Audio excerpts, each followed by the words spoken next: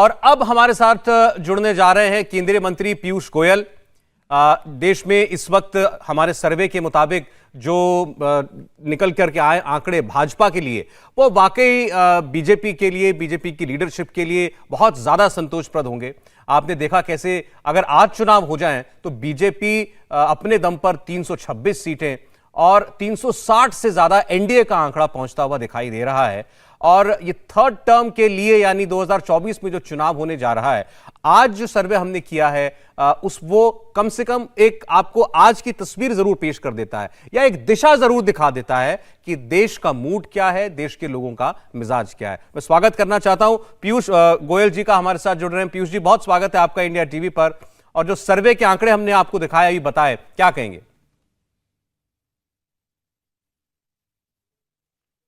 भाई साहब, बहुत बहुत धन्यवाद। वास्तव में ये जमीनी जो हकीकत है वही आपके सर्वे में देखने को मिलती है। आज जिस प्रकार से इतने संकटों के बावजूद प्रधानमंत्री नरेंद्र मोदी जी के नेतृत्व में केंद्र सरकार और हमारी कई राज्य सरकारें काम कर रही हैं, ये लोगों के दिल को छू गया है। जिस प्रकार से देशों भर में लोगों का विश्वास बना है कि प्रधानमंत्री मोदी जी ने एक भ्रष्टाचार मुक्त और विकास से प्रेरित सरकार दी है, जिस प्रकार से बिना भेदभाव के हर वर्ग को सरकार की अन्य अन्य योजनाओं का लाभ मिला है, जिस प्रकार से पूरे देश में युवा हो, महिलाएं हो, वंचित लोग हो, गरीब से गरीब व्यक्ति को आज लगता है कि ये सरकार मेरी सरकार है, प्रधानमंत्री मेरे हित की चिंता, मेरे भविष्य की चिंता करते हैं। ये जो भावना है ये आपके सर्वे में जो दिखा रही है, ये एक प्रकार से उसको स्पष्टीकरण करती है। लेकिन ये जो दूसरा काल है नरेंद्र मोदी जी का, ये तो बहुत संकटों से घिरा रहा है। इसमें आपको जब लोग अपने घरों में कैद थे, कोई आ जा नहीं पा रहा था, जाहिर है लोगों के रोजगार छूटे, लोगों की जेब में पैसा कम हुआ, इसके साथ साथ इकोनॉमी का ख्याल रखना, विश्व में हालात बदल गए थे। उसके बाद भी लोगों को आज अगर इतना भरोसा है कि नहीं, इस सब के बावजूद नरेंद्र मोदी की वजह से भारत आज भी एक सेफ जगह पर मौजूद है, तो ये अपने आप में बड़ी बात है।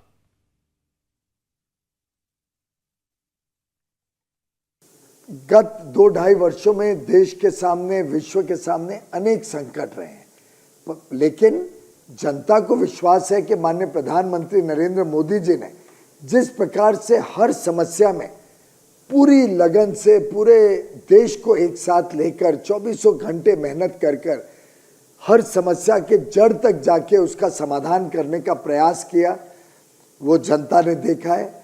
चाहे वो प्रधानमंत्री गरीब कल्याण अन्न योजना के तहत 80 करोड़ भाई बहनों तक जो समाज में गरीब हैं, जो निम्न मध्यम वर्ग के हैं, मुफ्त में अनाज देना, समय पर देना, भारी संकटों के बीच में 25 महीनों तक लगभग 3.5 लाख करोड़ रुपए खर्च के देना और टेक्नोलॉजी के माध्यम से भ्रष्टाचार मुक्त व्यवस्था बनाना, जिससे एक भी व्यक्ति को भूखा ना सोना पड़े।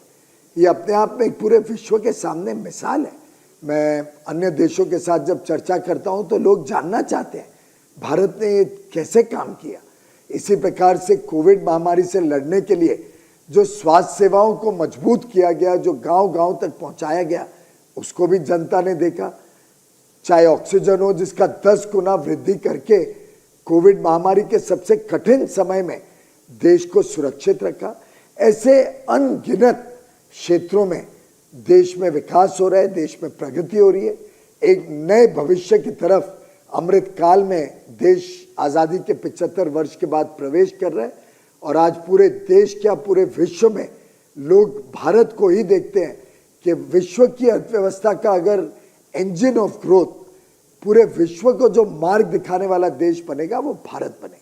पीयूष जी, लेकिन आपकी सरकार को लेकर विपक्ष दो मुद्दों पर बहुत ज्यादा हमलावर रहता है। एक है बेरोजगारी का मुद्दा, दूसरा महंगाई। मैं पहले बेरोजगारी की बात आपसे करना चाहता हूं। बार बार आपकी सरकार को ताना कसा जाता है कि हर साल 2 करोड़ रोजगार देने थे, कहां हैं वो 2 करोड़ रोजगार। और आपकी सरकार लगातार ये कहती है कि जितना पैसा लाखों करोड़ रुपए का इन्वेस्टमेंट इस वक्त देश के अंदर हो रहा है, बाहर से भी आ रहा है। कैसे मुमकिन है कि रोजगार सृजन ना हो रहा हो? तो जरा इस पर एक बार आप चाहेंगे कि आप बोलें।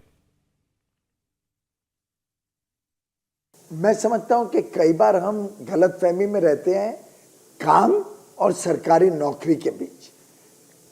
साधारणतः एक हर एक व्यक्ति की इच्छा रहती है कि उसे सरकारी नौकरी मिले, और वाजिब है। कई लोगों को उसमें सुरक्षा दिखती है, कई लोगों को उसमें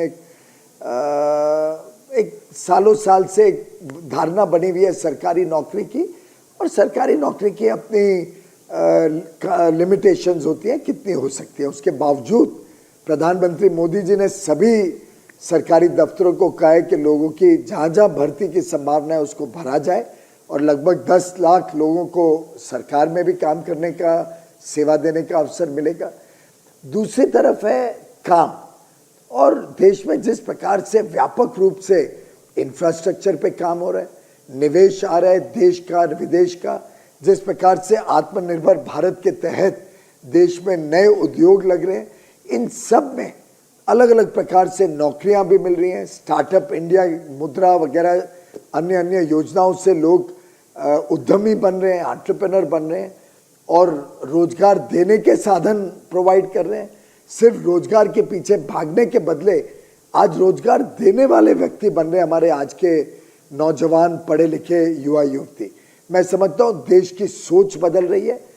जो विश्व ने प्रगति की है, जो विकसित देश में उद्यमिता के आधार पर वो विकसित हुए हैं, वो आधार आज भारत में भी आ रहा है। बड़े पैमाने पे लोगों को काम करने का अवसर मिल रहा है, और मैं तो व्यक्तिगत अपने अनुभव बता सकता हूँ।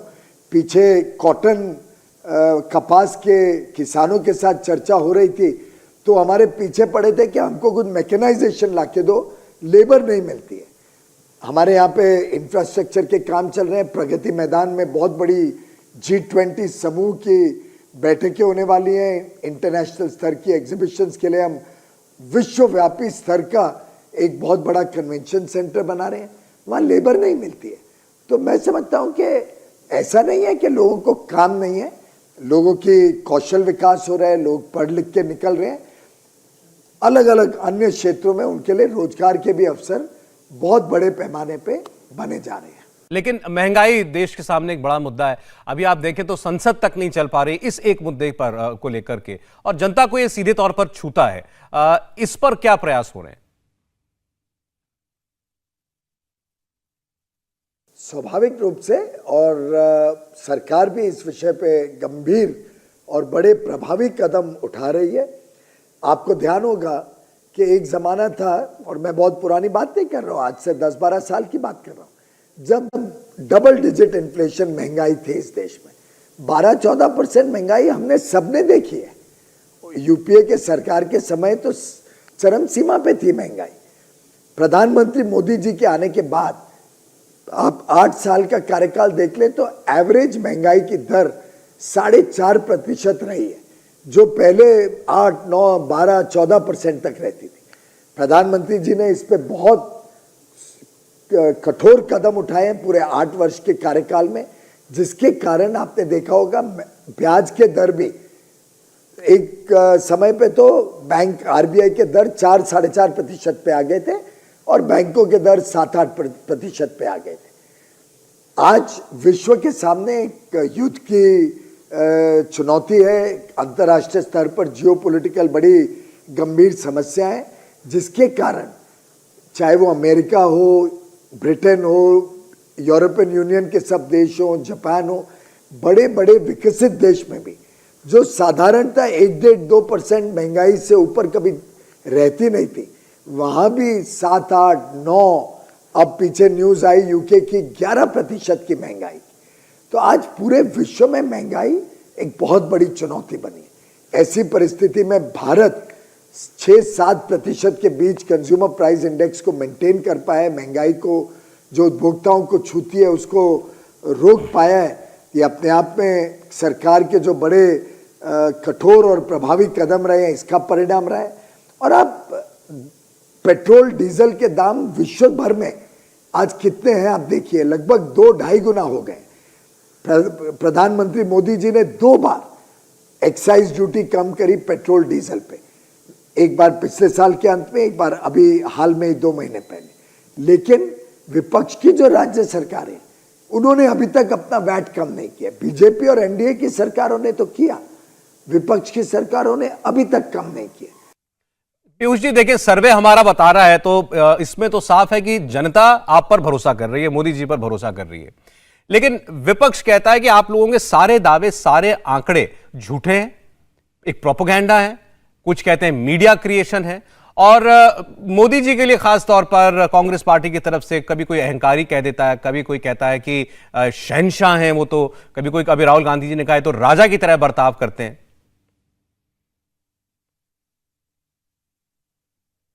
ऐसा है, ये कांग्रेस और कांग्रेस के नेताओं की सोच हो सकती है, वो उनकी सोच वो जाने, उसके ऊपर तो मैं क्या टिप्पणी करूं।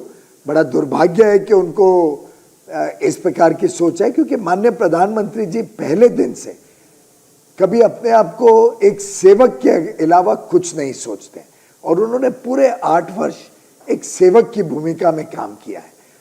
जनता इस बात को भली भांति जानती है और भली भांति इस बात को समझती है कि प्रधानमंत्री जी कठोर कदम भ्रष्टाचार के खिलाफ उठा रहे।